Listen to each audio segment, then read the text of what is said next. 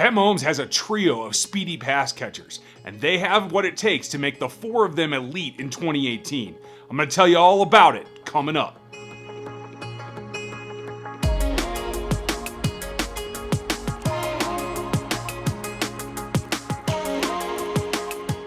Welcome back to RGR Football. I'm Ryan. Nice to see you guys again.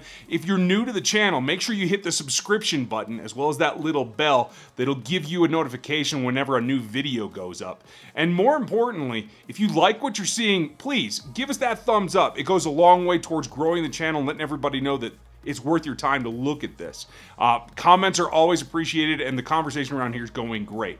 Today, we got to talk about those guys that are going to make Pat Mahomes or break him at the next level. We've talked over the number of years about how Alex Smith was dependent on his receivers, and every quarterback really is. The difference is that Kelce, Tyreek Hill, Sammy Watkins are all, in terms of athleticism, at the elite end of their scale for their position. Now together they make a crew that is going to be able to take advantage of whatever the defense gives them and give Pat Mahomes options. And that's what a young quarterback with that kind of arm talent takes. How are they going to do it? It's going to be interesting. Andy Reid's going to get really creative. He's got the puzzle pieces that he's always looking for to really go in there and get creative. A couple of things that you're going to see as they stack up and get ready. First is going to be Pat Mahomes is going to see a lot of zone defense. It's just one of those things. If you want to try to play man, you're trying to load the box. You're taking a guy out of the deep coverage. And with a guy that admittedly on television of all things admits that he can throw the ball 85 yards. Defensive coordinators already know that. Hell, the Broncos, half of their defensive backfield already knows that. So they're going to have a tendency to shift in shells, play a couple of guys deep. I would not be surprised to see a lot of quarters as well as some cover 2. Teams will want to play cover 3 as well. I think that's kind of a mistake in that particular group, but we'll see what happens. Point is that Pat Mahomes is going to have to take advantage of what the defense is and where, and Andy Reid's going to help him by manipulating the field.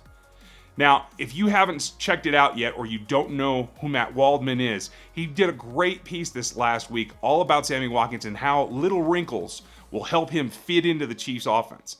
I'll leave a link to it in the show notes, and that'll help. Go find that. Matt is great, and we're going to have him on the Locked On Chiefs podcast here coming up in the next week or two. So check that out as well. Also, if you want to support the show, I have a bunch of links below on gear and coffee cups and all kinds of stuff.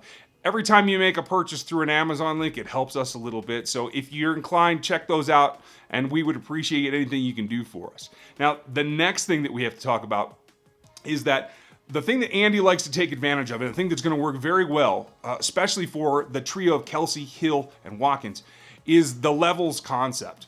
And it doesn't matter what the route combinations are, only that you can attack 3 different levels of the field with those 3, because not only are they fast down the field, they are fast in and out of cuts as well. And that's something that they're going to have to take advantage of. It's clearly something that they can take advantage of. It gives them an up on basically any defense they're going to see, even somebody like the Broncos that has an elite backfield.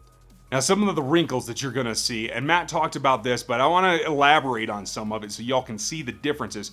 And that is the stack concept that Andy loves to use all over the place. And sometimes we see it out of 3-man sets on one side. We see it out of doubles quite often.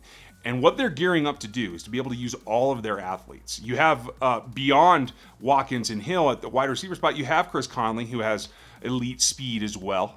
He's a little bit more of a get-up-to-speed guy. He's not quite as elusive. His change of direction isn't up to Hill's speed, of course. But you also have DeMarcus Robinson. I think those guys are going to play both important roles in being what's going to happen when you motion guys away. What do you change the matchup to be? And that is, with Hill, Watkins, and Kelce, you're going to see them split out. A lot of times, just like last year, you're going to see them in pairs where you have Kelce with one of the speedier guys.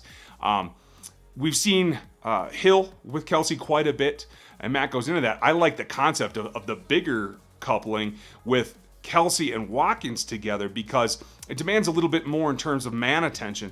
I think it's going to make safeties a little bit more nervous because just the body up mentality that they can have on that side. But either way, what you're going to have on the opposite side is going to be Hill and either Conley or DeMarcus Robinson or maybe even Kemp, another big-bodied guy. And what that gives you is a lead blocker for those screen-type maneuvers, but a lot of different things that they can do, motioning off of that, and again, getting to different levels. With Kelce, you want to get him and the slot guy, probably Conley, over into the middle. And by having that speed with both Watkins and Hill, it adds another layer that we saw the Chiefs take a step forward with in 2017 when they had Hill to stretch the field. Well, now they're going to have two. And that makes things almost that much easier. And you can attack the middle of the field if they're in a quarters or a cover two shell. You can get Kelce and the slot receiver options in there in that intermediate to maybe deeper range. And that's going to be important for Pat Mahomes because I think what you're going to want to see and what Andy's going to plan is there's a lot of talk about RPO, and that's great. Run-pass options are important. That's more of a read at that point. But it goes hand in hand with play-action passes as well. And I think both of those are important because they freeze the initial front seven, and they give you that advantage over the linebackers in particular, especially if they're in a zone coverage. The linebacker's going to have to get out and cover some ground. If you can freeze them at all, it allows particularly Kelce or any of the guys running the shallow or intermediate crossing routes to get open and just get a step or two behind their coverage. And with a gun like Patric Mahomes, that's all it really takes. Very accurate on the run, even if the pocket breaks down, which we'll talk in a couple minutes. He's able to deliver the ball into small windows. Something more so than we've seen from Alex Smith, who was definitely afraid because of the interception potential to throw into small windows. And you're going to see that play action and the RPO make those defenders come up. Kelce can slip by in particular. I like him over the middle a lot as you get the deep levels out with Hill and Watkins. But you're also going to see some of the things that they ran last season where you have one of the speedy guys be that deep threat that keeps a safety deep and then run digs. I think digs are going to be a big part of this offense because it's something that once you scare a defense, the dig's going to be there. If you then use the slot receiver, Kareem Hunt, Travis Kelce, to draw attention towards the middle, you get that option for Pat Mahomes on the outside. I think that's another levels concept that's going to come into play as they get farther down the season. Great stuff for Mahomes because it gives him easier throws, and I think that's going to be important, especially early, but it will be important all year round. The other thing is you can't forget with Pat Mahomes, and especially with speed like Watkins and Conley and Hill. And I don't want to forget Travis Kelce. He's got great speed as well. The thing that you can never forget on any given play, and Brett Favre did this great with John Gruden in one of his camps, and I can't remember which one it was, but every play for Mahomes and this particular trio of Kelce, Hill, and Watkins has the potential to be a home run. Every single play. So you can't take a play off, you can't let the defense slide, and the defense can't really relax, and that ends up in kind of a monotony that ends at the fourth quarter being the advantage for the Chiefs because of mental exhaustion, if not everything else. So another aspect to keep there. A couple of things that are going to happen as well. You're going to have to get production out of your fourth receiver, and that's going to be Conley or Robinson. And I'm talking about in terms of targets, not your fourth wide receiver. Those guys have to take advantage when they do play all kinds of deep zone coverage. You know, a cover six, you're probably going to get more options for those guys, especially out of the slot, that they have to take advantage of when they're given the ball. And personally, I think Conley is a guy that with his body and his acceleration, I think he can do that. You like him on low crossers and even intermediates. I think that's something he can make some hay. And DeMarcus Robinson continues to improve to make some of those reads where he can adjust his route. And I think route adjustments for Robinson are going to be very important with Pat Mahomes. They've practiced together quite a bit. I think he's the one guy who's got an advantage of being able to make changes on the run and have Mahomes track with what he's seeing. So keep an eye out for that, especially early in camp. If they get on a roll, you're going to see that kind of relationship improve. Now, the only thing that I think is a little bit of a concern is you have to rely on the offensive line. Kareem Hunt's going to get his passes as well.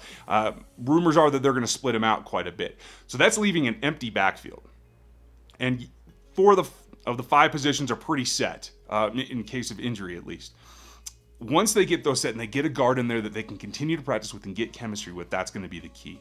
The guards, they got to find somebody that fits between Fisher and the center. And once they do that, You have a gunslinger who's mobile enough to get some yardage, but more importantly, he's accurate on the run. So if you do lose your battle up front, you have to recover. You have to stick with the play and try and run a guy out of the pocket, or at least buy him a little bit more time. And that's something that Patric Mahomes can take advantage of. But this line cannot be a sieve. Initial pressure is going to be something that will mess up what they're trying to do on this offense. As long as you can get 2.5 seconds, I think you're going to be okay, and you're going to allow the quarterback to adjust to the tempo of the defense, as well as where he needs to put the ball for these receivers. But make no mistake, they will, they can, and I think this particular group has a chance to become one of the elite trios in the league. Now tell me what you think. I'm sure everybody's excited about the quarterback, but in particular, the wide receivers. Where do you stand? The tight ends, where do you stand? How do you see it all coming down? Because I want to know what you all think. It's been a great run so far, and I hope you're enjoying the channel to this point. We have plenty more to come. Just did a video a little bit on the NFL and some of the rules. There's going to be some more of that, some league-wide stuff. We continue the podcast, and these comment sections are real fun to hang out in, and I appreciate you guys making those. We'll have more for you as the season gets up and gets close. But thank you for watching today, and I'll talk to you next time.